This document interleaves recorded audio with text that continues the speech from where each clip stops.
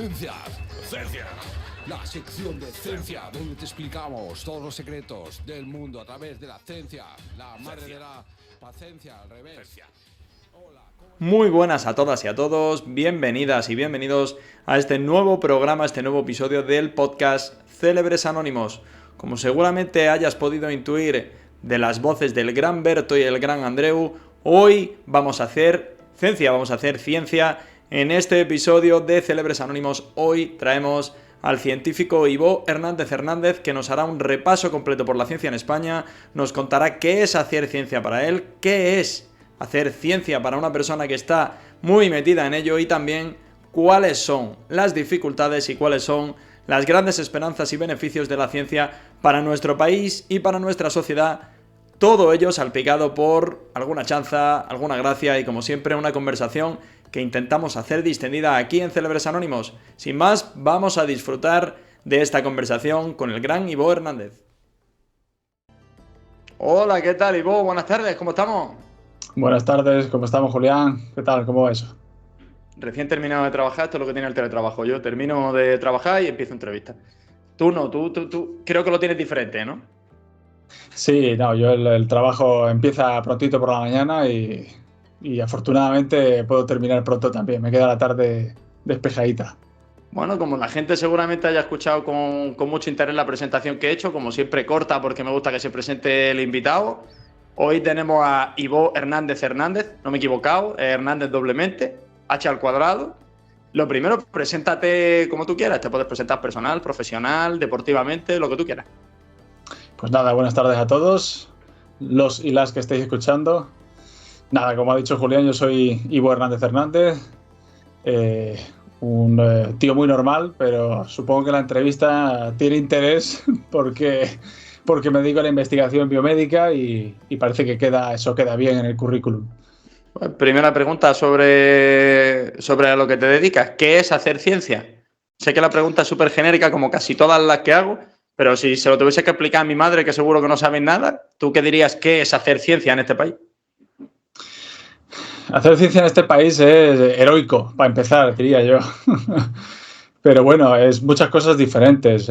Si te tuviera que dar una definición general de lo que yo pienso que es hacer ciencia, te diría que es hacerse preguntas sobre cómo funciona cualquier aspecto del universo, incluidos nosotros, que es a lo que yo me dedico, e intentar responder a esas preguntas con experimentos. Esa es la definición así más purista de ciencia que te puedo dar. ¿Y desde cuándo llevas tú haciendo ciencia? Tal y como la has descrito. Bueno, pues en función de a quién le preguntes, algunos te dirían que ciencia en condiciones llevo haciendo poco tiempo, pero bueno, yo me hice la carrera de biología, la terminé en el 2014, si no me equivoco, 2014, y empecé propiamente la carrera de investigador, ¿vale? Hasta conseguir el doctorado, ahora ya en época postdoctoral, pero poquito antes de empezar la carrera ya estaba con lo típico, ¿no? Que hace todo el mundo, el trabajo fin de máster, antes el trabajo fin de grado, las prácticas externas y todo eso ya era machaque en el laboratorio. Así que unos añitos. Vamos a hacer un poquito de storytelling, que esto le encanta a Google para posicionarte y a YouTube para que la gente te siga un poquito más, darle un poquito de salida. En storytelling, vámonos al principio del principio. ¿Cuándo decides tú que te gusta la ciencia? ¿Cuándo dices tú, oye, mira, a mí me interesa saber vamos a definir ahora como ciencia y luego ya iremos un poquito más hacia por qué biomedicina? Pero ¿cuándo dijiste tú, oye, esto de la ciencia a mí me mola? Pues los primeros así recuerdos que tengo relacionados con lo que me preguntas son del instituto, porque bueno, ya entonces me gustaba mucho la biología, me gustaba mucho saber cómo funcionaba el cuerpo humano a nivel de todos los sistemas de órganos, y es algo que siempre me ha gustado, pero más allá de eso, de forma genérica, siempre me ha interesado saber cómo funcionaban los cacharros. Me ha interesado siempre saber cómo funcionaba, pues por ejemplo, una televisión, cómo funcionaba una moto, cómo funcionaba un coche, pero hasta el más mínimo detalle, abrirlo, destriparlo y ver lo que había dentro. Entonces siempre me recuerdo con esa curiosidad. Pero yo creo que tengo que agradecerle mucho a uno de mis profesores, concretamente profesor de biología de segundo de bachillerato. Tengo que agradecerle haberme dicho que no estudiara biología para haberme metido de cabeza directamente.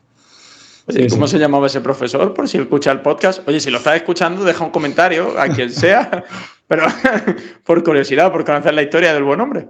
Pues el buen hombre, ojalá me acordara su nombre, pero no me acuerdo. Era un tipo muy, muy campechano y muy directo. Cuando le dije que quería estudiar biología, porque bueno, yo tenía buena nota por entonces y se daba por supuesto que me iba a poder dedicar a lo que quisiera. Poco menos que se echó las manos a la cabeza, casi suplicándome que no estudiara biología, que eso iba a ser difícil de, bueno, posicionarse a nivel profesional y todo esto, que hiciera medicina, que eso...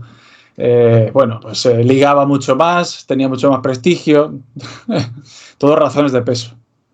Sí, todas razones que te dan siempre en el instituto. A mí me resulta curioso porque a mí mis profesores de primero de bachillerato me dijeron que no hiciese una carrera porque nunca la acabaría. Y bueno, al final no me ha ido tan mal. O sea que... es un poco más heavy de lo que me dijeron a mí.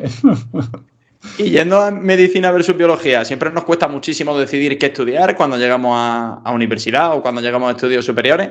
¿Por qué biología y no medicina? Porque, hombre, ya lo dicen hasta las canciones, ser médico tiene bastante relevancia, ser biólogo, ser biomédico y en la investigación, por supuesto que también, pero, hombre, un médico es un médico. Sí, eso es totalmente cierto. Nosotros, a los biólogos, incluso cuando ya somos doctores, se nos mira por encima del hombro. Es casi motivo de risa de decir que eres doctor. Y la gente te pregunta, y tal, ¿y qué eres? ¿Pediatra? ¿Eres tal? ¿Eres oncólogo? No, mira, yo es que tengo un doctorado de los otros, de los que no sirven para nada. Entonces, bueno, se me ha olvidado la pregunta. No, que ¿por qué biología en vez de medicina? Claro, es que odio esa pregunta. Bueno, ¿por qué? ¿Por qué biología? Porque a mí lo que me interesaba era investigar, era resolver problemas, ¿de acuerdo? Intentar responder a problemas que existieran. Tú tienes una duda, tienes un gap en el conocimiento y haces y piensas en experimentos para resolver el problema como quien pueda resolver un problema en matemáticas.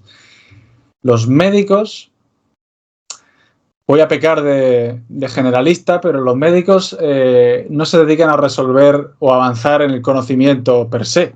Hay médicos, por supuesto, que dedican parte de su tiempo a la investigación, pero el médico aplica una serie de conocimientos ya establecidos, una serie de protocolos, y el biólogo, ya sea de bata o de bota, como se suele decir, el biólogo tiene que avanzar en la frontera del conocimiento. Nosotros siempre estamos ahí al borde del precipicio del conocimiento. Sí, es así, peleando todos los días, todos los puñeteros días para poner un poquito de luz ahí donde no se ve nada.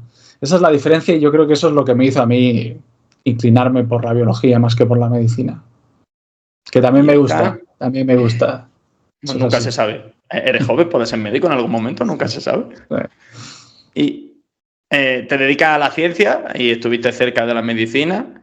Por tocar un poco de actualidad, ¿qué crees que está más jodido a nivel inversión y a nivel desarrollo dentro del país? ¿La medicina y en este caso la sanidad, o la investigación científica y los recursos que destina el gobierno a ello? Pues nada, me ponen ahí en un brete importante. Podríamos estar seguramente hasta Navidad hablando de esto. Pero bueno, yo vivo en Madrid, trabajo en Madrid, entonces por eso te digo que es peligroso que me preguntes por cómo está el sistema de salud en España, siendo mi referencia Madrid. Así por resumirlo, te diría que está hecho una triste pena, por no decir que está hecho una puta mierda.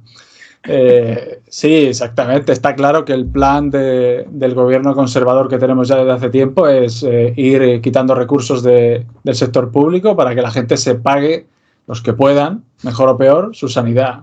Eso es así. O sea, que la medicina, siendo de muy buena calidad y estando muy bien valorada, de hecho, la medicina en España continuamente se anuncia como puntera en diversas cosas, ¿no? Que más importante seguramente que los trasplantes. España es referente, y más concretamente Madrid es referente en trasplantes, de muchos tipos, principalmente el renal, pero también pulmonar y de otros, y para mí es un indicativo de que la medicina en España está muy bien. ¿Qué pasa con la ciencia? Pues que los recursos son muy limitados. Cuando los recursos son muy limitados, económicos, estamos hablando, el sistema se convierte en una cosa un poco vil desde mi punto de vista, porque, bueno, surgen competencias y competitividades entre personas, rivalidades que es muy triste ver, pero que a falta de más recursos económicos de alguna forma hay que seleccionar, ¿no? Y esto acaba dejándote con un mal regusto de boca y además con una necesidad y una presión muy fuerte por estar continuamente compitiendo con el de al lado para ser mejor, para publicar. Y esto, sin duda, en mi experiencia, acaba siendo en detrimento de la propia calidad de la ciencia, porque cuando el objetivo es publicar, que se te vea muy bien, que te publique muy bien, casi que lo de menos es lo relevante o lo bien hecho que esté el trabajo. Lo relevante es lo bien posicionado que esté y lo bien que te lo compren. Y ya está. Hay mucho marketing detrás de las revistas de ciencia, hay mucho marketing en posicionamiento también sobre la inversión privada, porque leí hace poco en La Razón, bueno, hace poco, básicamente documentándome para la entrevista, a Alba Morán, que bueno, yo por lo menos la conozco de Twitter y de diferentes redes sociales, diciendo que la inversión había crecido bastante en España, pero que la mayoría era del sector privado, no era del sector público. Y por tanto, entiendo que detrás de ese sector privado, pues también hay bastante marketing y que las publicaciones sean interesantes, relevantes y sobre todo, pues lleguen al público que el sector privado que invierta quiera. Y entiendo que, como tú dices, pues prima más que sea molón a que sea útil. ¿Cómo se vive eso en un laboratorio? Es que lo que tú dices es muy importante y algo sobre lo que hay que reflexionar, porque al final la inversión privada, ¿de acuerdo? Es lo que hay detrás son negocios. Y el negocio siempre espera un retorno, ¿de acuerdo? Una retribución económica, punto. ¿Qué pasa con la ciencia? La ciencia, como la medicina, ¿de acuerdo? Cuando es para un gran público y cuando es para que avance, digamos, la ciencia básica, no tanto la ciencia aplicada, el retorno es normalmente a muy a largo plazo, ¿de acuerdo? Entonces, siendo a muy largo plazo, esto no es interesante para el sector privado. El sector privado apoya mucho la medicina o la investigación aplicada, muy, muy aplicada, dejando de lado muchas veces la ciencia básica, que es fundamental para hacer un buen trabajo, porque, y de hecho, esto se ha criticado mucho, por ejemplo, en el sector de los transgénicos, de los alimentos transgénicos, porque se estaba haciendo, se escuchaba muchas veces, y yo creo que es exagerado, no es muy correcto, se escuchaba esto de que jugamos a ser Dios con los alimentos, refiriéndonos a que hacemos una modificación genética en un organismo que luego nos comemos sin tener muy claras las consecuencias de hacer esta modificación. Yo solamente sé que yo pongo este gen en este cultivo de maíz y es súper resistente al parásito X, ¿de acuerdo? Pero yo no me he dedicado a estudiar, a hacer ciencia básica de cuáles son las consecuencias a nivel de todo el sistema molecular de modificar ese gen. Entonces, consecuencias imprevistas de todo tipo, de todo tipo. Para mí esa es una de las consecuencias graves de apoyar la ciencia solamente con capital privado. Eso, y que cuando las retribuciones tienen que ser necesariamente a corto plazo y económica, todo va a ir muy orientado a la medicina y a que eso sea rentable. ¿Esto en qué se transforma? No me quiero poner muy político, pero ¿en qué se transforma? Muy brevemente. Generalmente en que haya un interés farmacéutico. Y el interés farmacéutico de esa investigación, o de lo que pueda resultar de esa investigación, es un interés por tratamientos, por medicinas que se puedan aplicar en largos periodos de tiempo, medicinas crónicas. No hay un interés en curar una enfermedad, no hay un interés en aplicar un tratamiento que sea puntual o que sea repetido pero poco tiempo, y lo que se intenta es buscar una cosa, una medicina que, si bien sea barata, se pueda estar administrando toda la vida y que tenga una retribución económica brutal. Entonces, para mí se pervierte todo lo que tiene que ver con el espíritu científico, se pervierte. Saca el tema de la farmacéutica. Entonces, detrás de la financiación privada de la ciencia a día de hoy en España, mayoritariamente son farmacéuticas las que invierten. La verdad es que no sé los números. No sé si las farmacéuticas o también son inversores que están más diversificados, ¿vale? Que también tienen muchos activos en la empresa o en el sector tecnológico y no necesariamente biomédico, pero sí en otros sectores tecnológicos. Lo que pasa que, mira, por ejemplo, hay muchísimo interés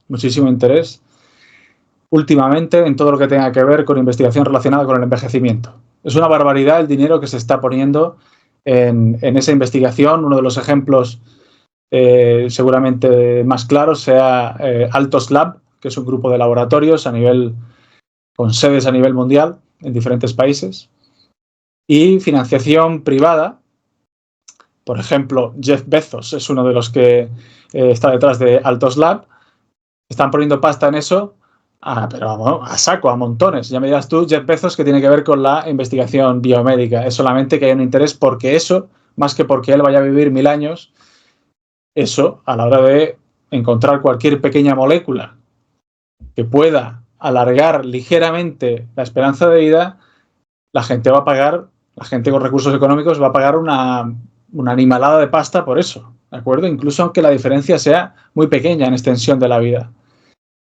Entonces, claro, incluso aunque esos postores, esos,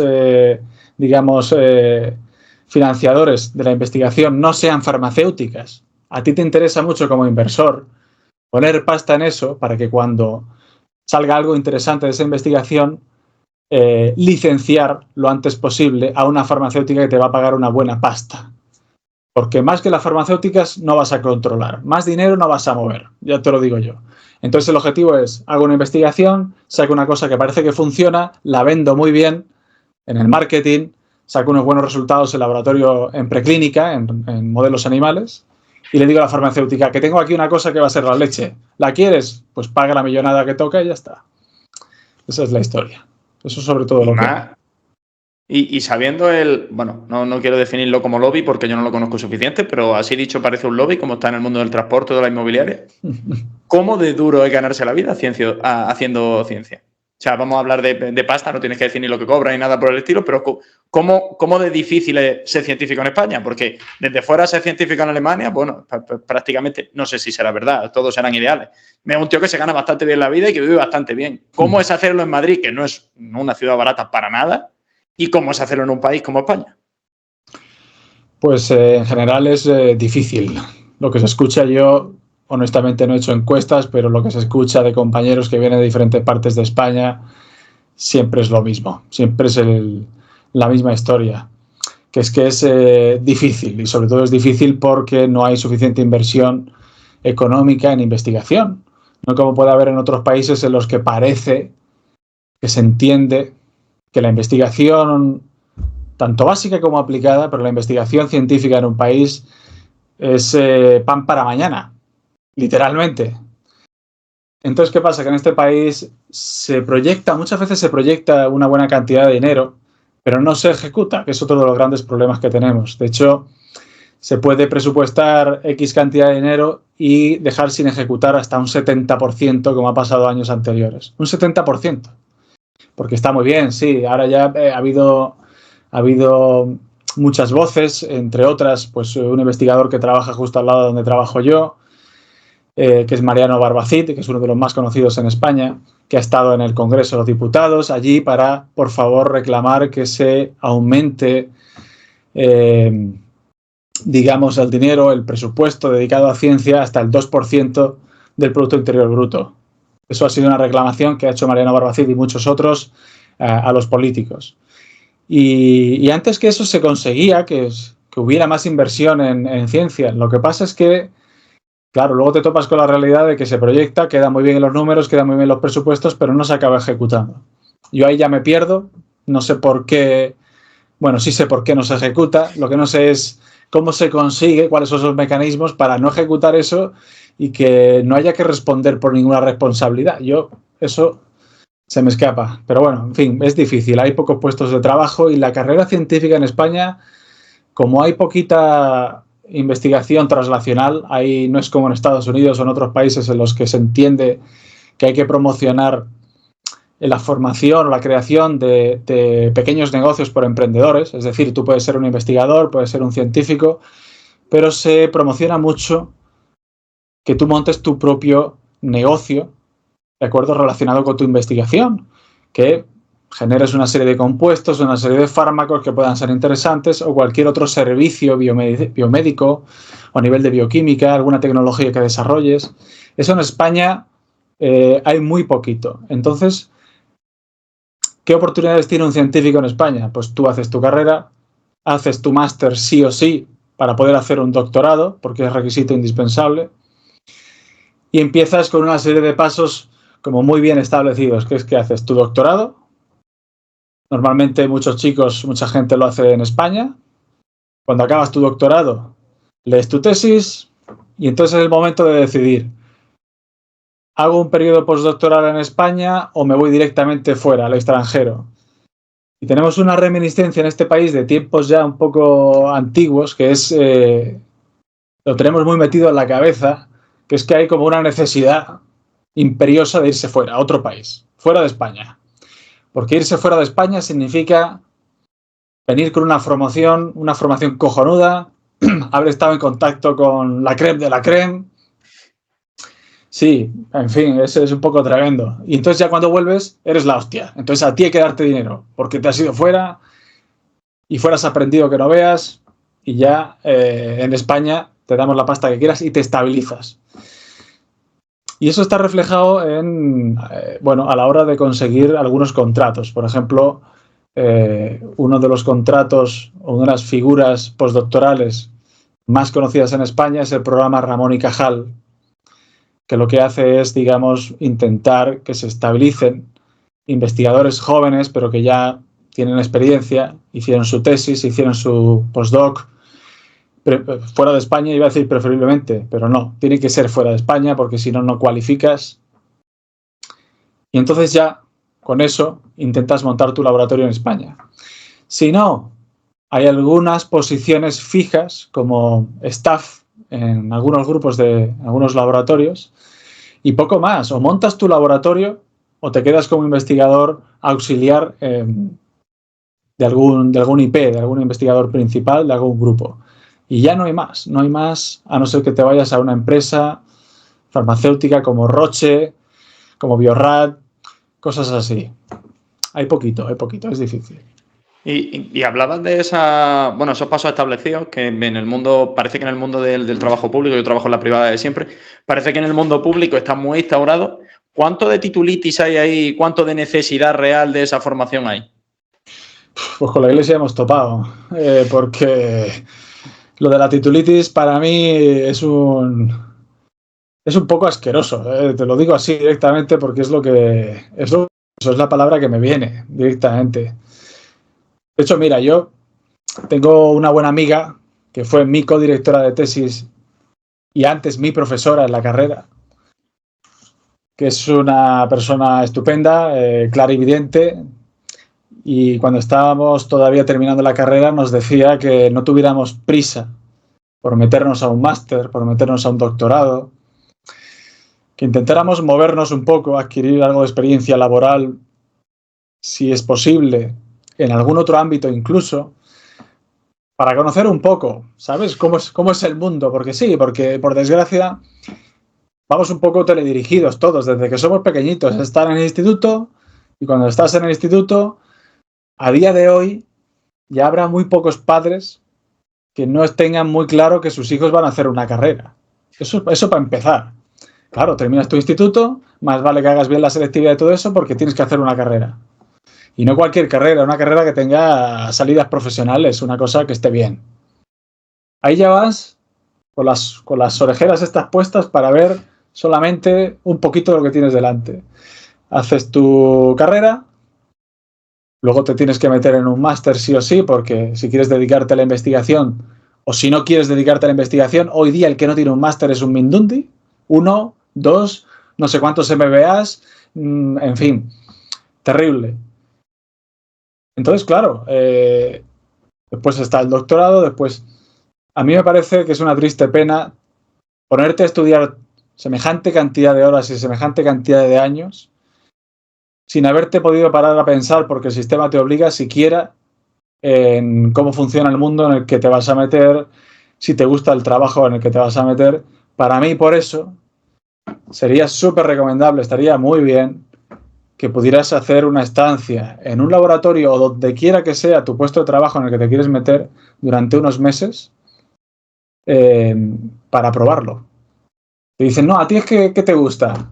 Ah, no, a mí me gusta la ciencia, pero ¿tú qué coño vas a saber, chaval? Si no lo has probado, ¿cómo lo vas a saber?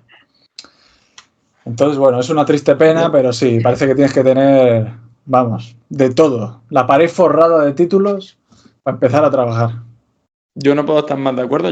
Realmente, es curioso que podíamos haber tenido una carrera similar. Yo soy electrónico de formación y yo quería hacer bioelectrónica. Yo quería trabajar en un laboratorio para, descubrimiento de material biomédico. Y cuando me metí en un laboratorio, después de haber estudiado 5 años y haber empezado, yo iba a empezar el doctorado, finalmente no, porque había que hacer el máster, todo lo que estás contando. Ajá. Me metí en un laboratorio 1 mes y medio de prueba y dije, esto no es para mí. Llevo 5 años estudiando esto y no es para mí. Y tuve que cambiar mi carrera. Siendo ingeniero no es muy difícil porque y siendo industrial menos, pero es cierto que hay otro tipo de carreras que se pueden tirar 4 o 5 años estudiando, llegan un día, anda, yo quería ser esto, yo quería ser traductor, llegan a lo que es ser traductor y dicen, pues no quería ser traductor. Bueno, 5 años a la basura, voy a empezar. Y hablando un poco de para conocerte más a ti, cómo ha sido tu carrera, ¿tú a qué te dedicas hoy día? ¿A qué te dedicas hoy día en la investigación y cómo has llegado hasta ahí? Es decir, supongo que no has investigado siempre en el mismo campo y no en el mismo campo que está hoy. ¿Cómo ha sido ese desarrollo? ¿Dónde empezaste y dónde has llegado? Bueno, pues yo empecé, lo primero que hice fueron prácticas externas. Yo estudié en la Autónoma, la Universidad Autónoma de Madrid.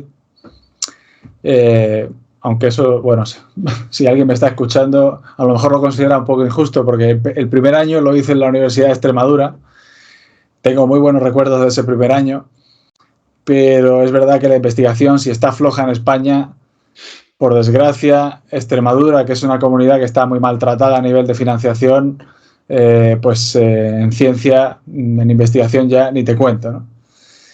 Y bueno, por uno de mis familiares que vivía en Madrid, que se dedicaba a la investigación, me convenció de que lo mejor era venirse a Madrid, estudiar en Madrid, en una de las mejores universidades de España, que es la Autónoma de Madrid, y luego tener una oportunidad real de dedicarme a la ciencia. Entonces, bueno, pues ya hicimos las maletas y nos vinimos a Madrid, ¿no? Como dice la canción. Entonces, una vez estando en Madrid, termino la carrera y ya al final de la carrera, eso con las prácticas externas, con el TFG y todo eso, empiezo a investigar en enfermedades neurodegenerativas, que es lo que a mí más me interesaba. A mí siempre me ha interesado saber cómo funciona el sistema nervioso, particularmente el cerebro, ¿no? Y estuve mirando y, bueno, vi que en el Centro de Biología Molecular Severo Ochoa, que está allí en el propio campus donde está la Universidad Autónoma, en Canto Blanco, había un grupo de investigación que me interesó mucho. Hay varios que se dedican a la neuro, pero me gustó el laboratorio del doctor José Javier Lucas Lozano, que se dedicaba y se dedica todavía a investigar sobre la enfermedad de Huntington, principalmente. Luego, a partir del momento que estuve yo y demás, pues se diversificó bastante.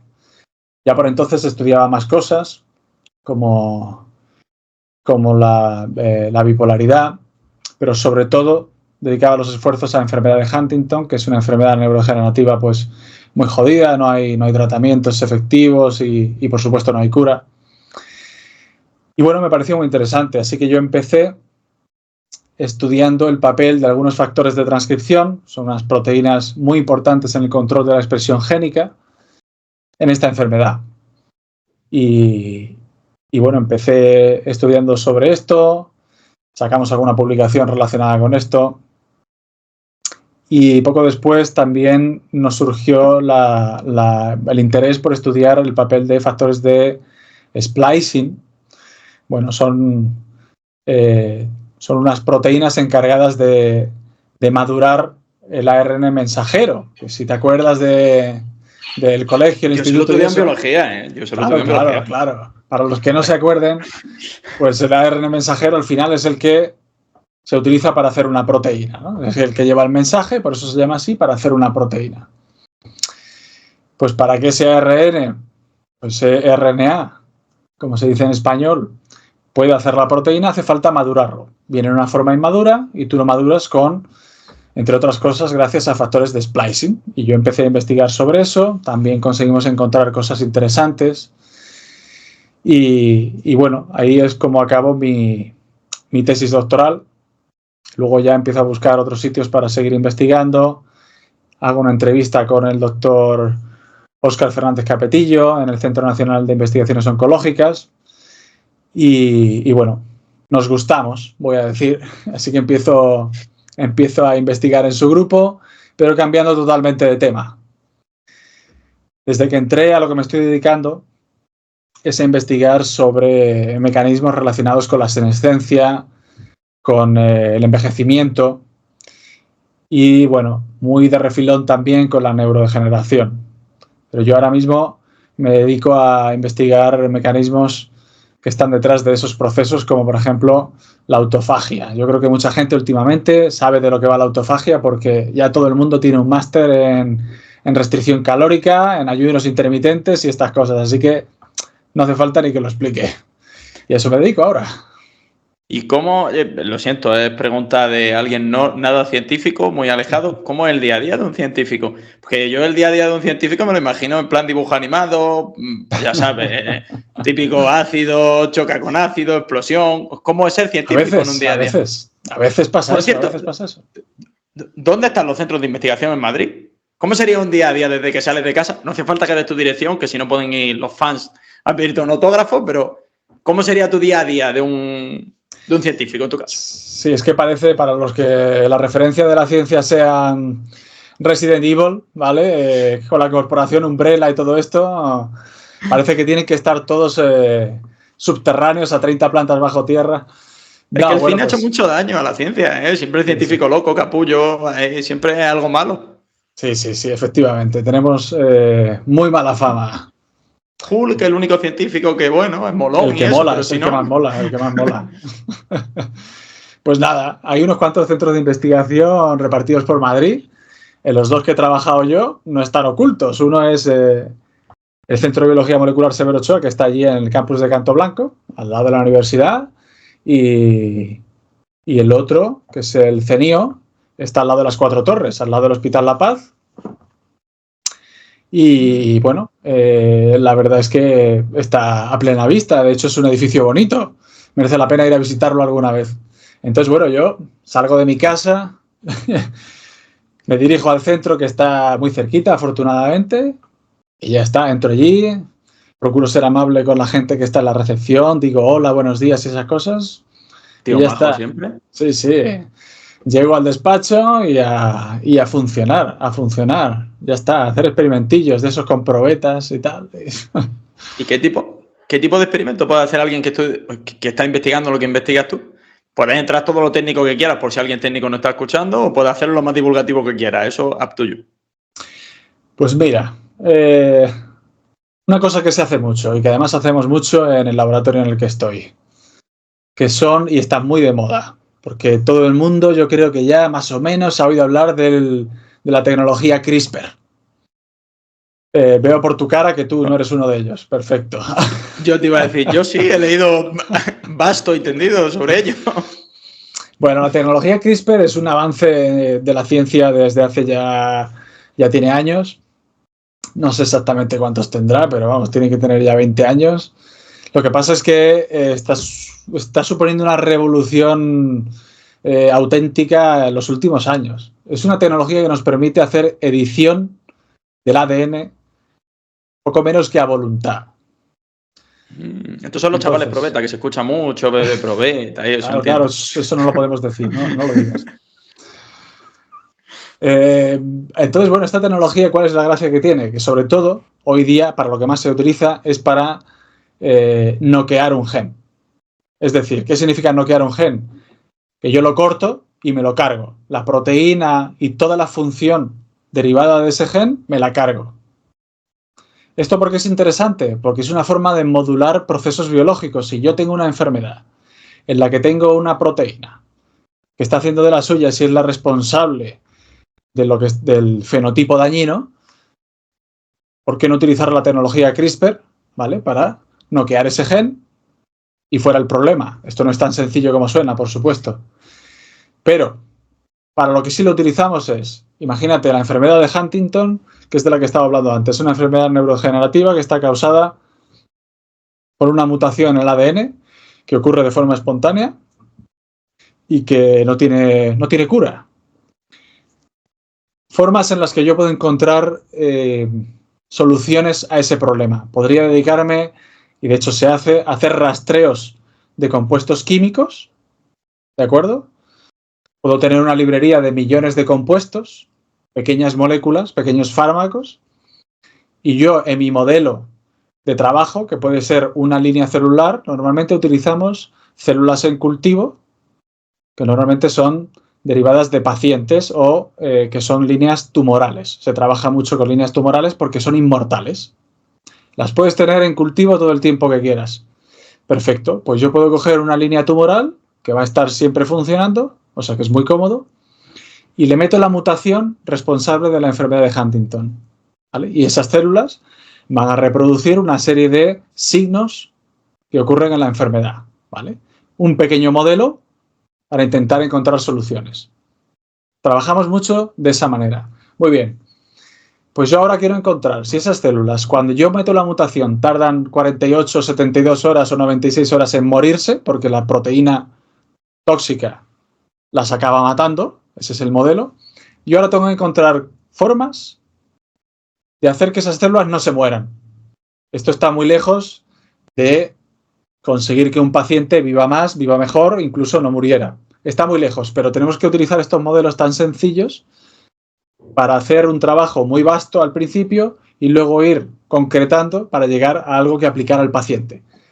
Entonces, la tecnología CRISPR, por ejemplo, me permite, si yo sospecho que hay algunos genes en la célula que van a estar modulando la toxicidad de esta proteína, ya sea para hacerla más tóxica o para que su toxicidad sea más baja, digo, vale, me voy a ir cargando uno a uno todos los genes que existen en la célula para ver qué efecto tienen sobre la toxicidad de esta proteína. Unos genes, cuando yo me los cargue, la célula se va a morir antes porque la proteína va a resultar más tóxica, pero otros genes, que son los que me interesan, cuando yo me los cargue, es posible que ahora la célula tarde mucho más en morirse o incluso no se muera, se vuelva resistente. Vale, y tú dices, ¿cómo demonios hago yo para cargarme? Para cargar invencibilidad, ¿eh? Pero bueno. Claro. ¿Cómo hago yo para cargarme 25.000 genes? ¿Vale? En el mejor de los casos, uno a uno, para analizar cuál de ellos es bueno en contra de la enfermedad. Pues para eso se utiliza la tecnología CRISPR, ¿vale? El CRISPR me permite cargarme selectivamente cualquier gen que yo elija, porque yo diseño la estrategia.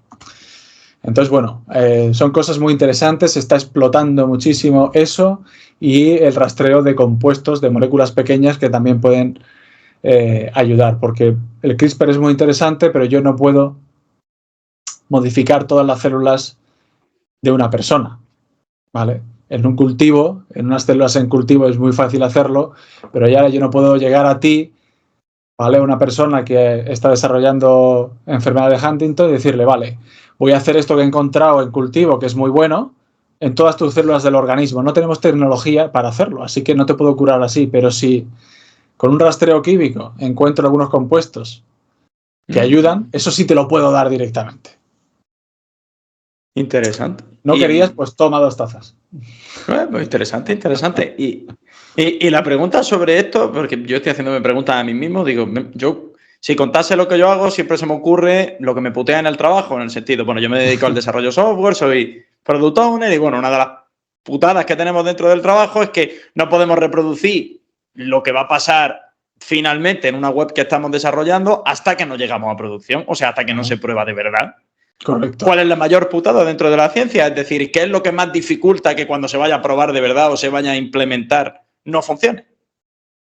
Claro, pues mira, una de las cosas que más hacemos es trabajar con modelos animales, ¿de acuerdo? Porque si bien una línea celular o un cultivo celular puede estar bien para algunas cosas, es un modelo muy limitado, ¿vale? Es muy limitado. Nos gustaría poder trabajar con algo que se parezca más a un ser humano, ¿de acuerdo? Un organismo completo en el que podamos estudiar pues qué efecto tiene un tratamiento X. ¿Qué modelos se utilizan más? Sobre todo el ratón. El ratón de laboratorio se utiliza muchísimo. La rata también. El tópico es real. El ratón, la rata y el conejo de laboratorio son verdad. El conejo menos, pero el ratón y la rata se utilizan mucho. Sobre todo el ratón. Ya bastante lejos la rata. Lo que pasa que, claro, ¿cuál es el problema? Está muy bien para estudiar lo que ocurre en un organismo vivo, ¿de acuerdo?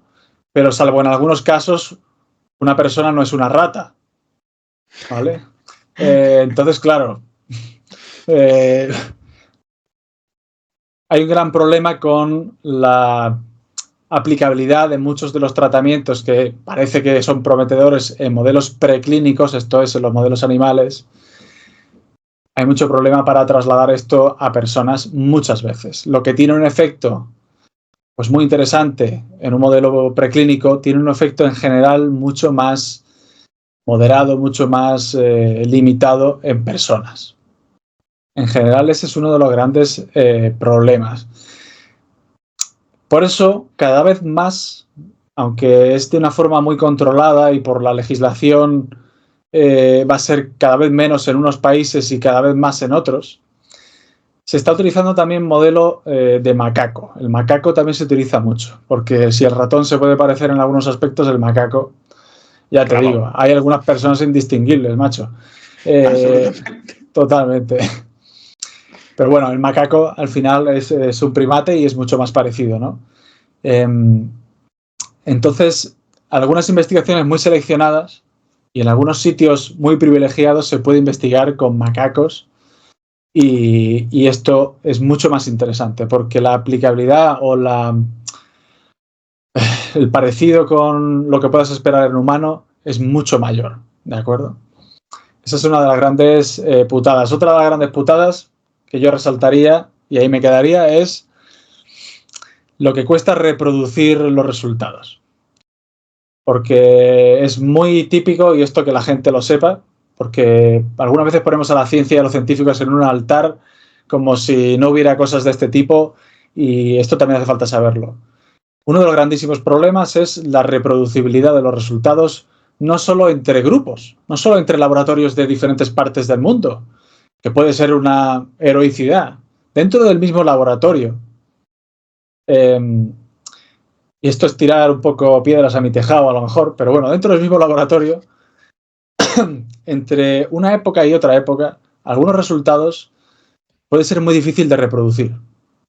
La biología, como cualquier sistema complejo, depende de una cantidad de variables tremenda, que no podemos controlar.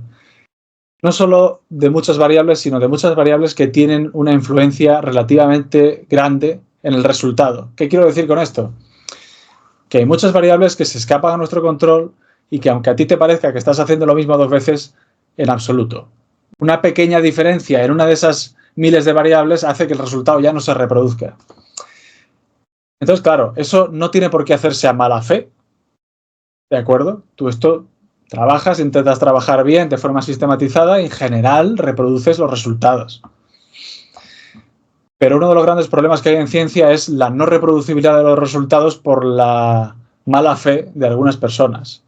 Y no es tan raro encontrar artículos que se retractan. ¿Esto qué quiere decir? Una persona, un grupo publica una investigación y al poco tiempo se tienen que retractar porque hay cosas que no están bien.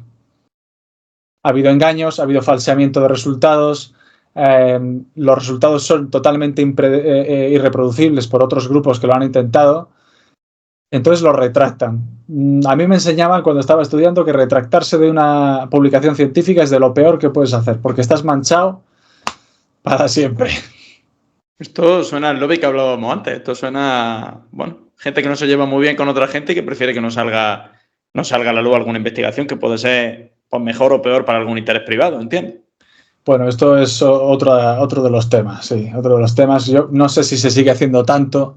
Antes se hacía más. Tú cuando mandas a una revista, una publicación, necesitas que o pasa por un proceso de evaluación por tus iguales, ¿de acuerdo? Tus iguales son otros científicos que se supone que tienen cierto grado de competencia. Me voy a encender la luz porque creo que se ve poquito. Claro, sí. Esto ya es otra cosa, ¿eh? Cierto grado de competencia en tu sector y que son aptos para evaluar tu investigación. Para decirle luego al editor de la revista, oye, que este tío ha hecho una buena publicación, aunque pueda flaquear de aquí a aquí, y es interesante, lo recomiendo para la publicación. Pues tú imagínate la mafia que puede haber detrás de un sistema así, donde te evalúan tus compañeros, muchas veces compañeros, competidores del mismo campo, incluso de la misma investigación que estás haciendo tú. Pues es complicado, sí, es peligroso. Queda rarito. Esto suena a Cristiano Ronaldo en el Balón de Oro a Messi. Suena raro, suena raro. Sí. Pues por desgracia eso es así. De hecho, para mí uno de los mayores disparates del sistema de publicaciones es que dependamos de empresas privadas para publicar, que son las revistas. Las revistas son empresas privadas, hacen dinero a base de las suscripciones que nosotros los investigadores tenemos que hacer para poder leer la ciencia que nosotros mismos publicamos, ¿de acuerdo? Así funciona. Es un sistema perfectamente redondo. No tiene fisura. Para el que invierte no tiene fisura, ¿eh? Para el dueño de la revista. Pues tú hazte la idea de que después de hacer el currazo de años que tienes que hacer para poder sacar adelante una investigación y empaquetarla en modo artículo, tienes que pagar a la revista miles de euros. Y miles son miles, ¿eh? 4, 5, 6, 7 mil euros en función del journal para publicar tu investigación. Y en función de si lo quieres en blanco y negro, a color, estas chorraditas, se paga por todo. Y luego tu centro tiene que estar suscrito a esa revista para poder acceder a sus contenidos. Entonces, bueno, es así. Yo, la verdad que a quien me quiera oír, lo he dicho muchas veces a mis compañeros, y digo, no sé por qué no tenemos un sistema nacional público para hacer a modo repositorio para publicar las investigaciones que se hacen sobre todo con financiación nacional. Entonces, estaría bien. Bueno, pues estaría bien. Lo dejamos ahí por aquí, pero si no, no sé, a lo mejor no está escuchando ministro o ministra, sí. Nunca se sabe. Pedro Sánchez no escucha mucho, lo mismo hace algo. Y si no escucha todavía, escuchará, ya verás. Oye, y por entrar en la última parte de la entrevista, a conocerte un poco más, para ti, ¿qué ha sido lo más difícil en tu vida para dedicarte a la ciencia y el momento más duro que hayas vivido tú dentro de la ciencia? Bueno, pues la ciencia es un amante muy exigente. La ciencia requiere... Vamos a ver, yo no conozco a nadie que se haya metido a la investigación, a hacer ciencia, si no ha sido por vocación. ¿De acuerdo? Esto no es... Y yo no quiero pecar aquí de saber, de conocer otros oficios, porque no los conozco. Lo único que conozco es de camarero, de trabajar de camarero algún verano. Y ya está. Eso es todo. Pero... no sé en otros oficios, pero en la ciencia es puramente vocacional. Y es muy duro porque estamos hablando de que la tasa de éxito, entendiendo por éxito, obtener resultados positivos, quizá esto es algo que habría que revisar, pero entendiendo el éxito como tasa de resultados positivos, tú tienes un 99% de fracasos. ¿De acuerdo? Entonces, eso... hay caracteres mejores para llevar eso, caracteres peores, pero hay que tener en cuenta que tú estás dándote de topazos contra la pared continuamente. Por supuesto que algunos, sobre todo la gente a la que le ha ido bien, te dirá, no, pero es que claro, hay que verlo de otra forma, hay que ver que lo que tú estás haciendo es progresar porque haces preguntas, el resultado es negativo y eso también es informativo. Y se les abren mucho los ojos cuando te dicen eso, no, es que eso también es informativo. Sí, eso está muy bien, pero tú dile a un chaval de 20 y pocos años que tiene que aguantar en un trabajo en el que continuamente tiene resultados negativos, ¿de acuerdo? Tú, cuando en principio estás haciendo lo mismo que tus compañeros y tus compañeros no hacen más que sacar buenos resultados. Normalmente, además, de forma serendípica, porque la ciencia tiene mucho de eso. Tú te puedes hacer una pregunta muy sesuda, todo muy bien calculado y demás, y bueno, la respuesta puede ser que sí o que no, pero en mi experiencia, los resultados más gordos más chulos, que más impacto han tenido, ¿de acuerdo? Siempre han sido una serendipia. No, yo es que iba buscando A, pero por arte de birli-birloque me ha salido F. Y este F es la hostia.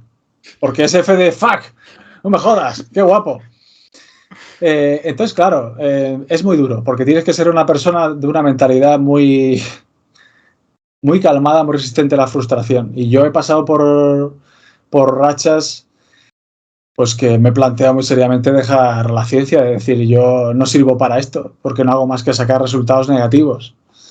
Algo tienen mis compañeros que yo no tengo y yo mejor me dedico a otra cosa. Y es muy duro porque cuando tú te metes a un trabajo de forma vocacional y llegas a esa conclusión, se te viene el mundo encima. Entonces, claro, eso es complicado. ¿Y en qué te ha apoyado para salir de esos momentos? Pues me he apoyado en mi familia, me he apoyado en mi pareja muchísimo. Mi mujer Olaya sin duda se ha tragado todo esto y mucho más, y siempre ha estado apoyándome. Eso es importante. Y bueno, no sé, yo creo que he conseguido llegar a la conclusión de que o disfrutas del camino que estás haciendo con mejores o peores resultados, o tienes los días contados en este y en cualquier trabajo probablemente. Oye, pues como no me gusta... Termina. Me encanta cortar a la gente, como podrás ver. No, estaba reflexionando. No sé si realmente puedo decir algo mucho más interesante aparte de esto. Yo consejos a la gente que pueda estar en este brete relacionado con la ciencia. No quiero dar consejos a nadie, pero si puede servir, yo no quiero hacer esto que hace mucha gente de no, si trabajas bien y trabajas duro, los resultados acaban llegando. No es verdad. Y a mí me encanta poner un ejemplo que es un documental que vi hace tiempo de un esfuerzo muy importante para encontrar partículas de materia oscura, que es algo que se está haciendo a nivel mundial y es muy interesante para mí. Pero hay un ejemplo de un investigador que salía en el documental y decía que llevaba 40 años dedicándose a, supongo que entre otras cosas, a encontrar partículas o a detectar partículas de materia oscura, si es que tal cosa existe. 40 años. No tenía ni una sola evidencia de que tal cosa existiera después de 40 años de investigación. Ni una sola. Entonces, esa persona se la veía feliz y estaba apasionado después de 40 años con su trabajo. Entonces, los resultados él probablemente no los va a ver nunca en su vida. Pero me transmitió la sensación de que se lo había pasado de puta madre, macho, con su trabajo. Lo más importante, al fin y al cabo. Efectivamente, para mí siempre ha sido un error pensar que los resultados acabarían llegando. Se trata de que o te gusta lo que haces en el día a día o no merece la pena, creo yo.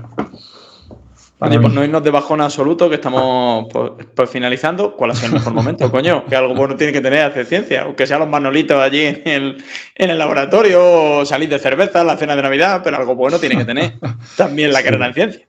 Por supuesto. No, la carrera en ciencia, si antes te he dicho que el 99% es fracaso, no quería terminar sin matizar eso, es fracaso solamente si entiendes que los resultados positivos son el éxito. Es una cagada entender las cosas así.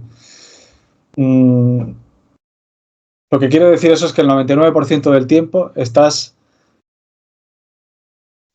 respondiendo preguntas que no tienen la respuesta que tú querías, pero estás haciendo experimentos apasionantes. Para mí, ese momento en el que tú te sientas delante del ordenador, te pones a leer sobre un tema y se te enciende la bombilla y dices, hostia, qué idea acabo de tener. Acabo de tener una idea chulísima. Esos momentos en los que planificas tu experimento pensando en que has tenido una idea buena y que puede tener un resultado muy interesante, son una pasada. Para mí eso justifica absolutamente todo lo demás. Y en relación a eso, pues he tenido varios momentos en los que se me encendió la bombilla y pude diseñar algún experimento que luego fue positivo además para MachineRy, pero me quedo con esa sensación, con esos momentazos de decir, hostia, que tengo una cosa súper interesante y la puedo comprobar. Esto no lo sabe nadie más en el mundo más que yo. Eso es la hostia. Oye, pues me quiero ir con este sentimiento que es maravilloso, pero no sin antes preguntarte mi clásica pregunta, que no es una pregunta, sino... Entiendo que si te ríes ya la sabes, así que a lo mejor la estabas esperando, pero Broncano tiene su pregunta, Buenafuente tenía su pregunta. Mi pregunta es para que trabaje al que invito en vez de trabajar yo. ¿Qué pregunta te habría hecho tú o qué querría haber tratado que yo no he tratado porque no he sido capaz de encajar las 30 preguntas que tenía en este ratito hablando? Ya, pues la verdad es que me has hecho una buena cantidad de preguntas. Es complicado pensar en qué me hubiera preguntado yo a mí mismo. Mira, a lo mejor me hubiera preguntado si pienso que me voy a dedicar a la ciencia el resto de mi carrera profesional. Muy buena pregunta. Así que nada, hasta luego. Sé que la gente en este podcast trabaja mejor que yo, por eso invito a la gente. Se me acaba de ocurrir, entonces, a día de hoy... Tienes que pensar un ratito la respuesta. A día de hoy te diría que sí. A día de hoy, incluso después de haber pasado por esos momentos que comentábamos antes de decir a esto que le den por saco ya porque yo no puedo más, a día de hoy me veo retirándome en ciencia, sí. Así es. O sea que te veremos de científico hasta el fin de los días, que esperemos que sea bastante tarde. Y pues nada, ¿cómo te has encontrado? ¿Qué te ha parecido el podcast? ¿Has estado a gusto este ratito? ¿Te ha parecido largo, corto? ¿Soy un pesado? ¿Querría haber hablado menos, más? Que va, tío, me ha parecido una pasada. Las preguntas muy interesantes, el rollo súper distendido. Veo ahora mismo que llevamos una hora, se me ha pasado volando, o sea, vamos. Eso es genial.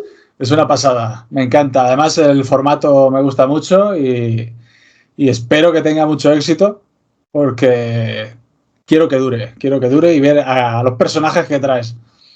Yo espero invitarte, oye, que estamos, me encanta hablar como un equipo, estoy yo solo, pero bueno, claro. siempre queda guay, eso lo hace todo el mundo en tele también.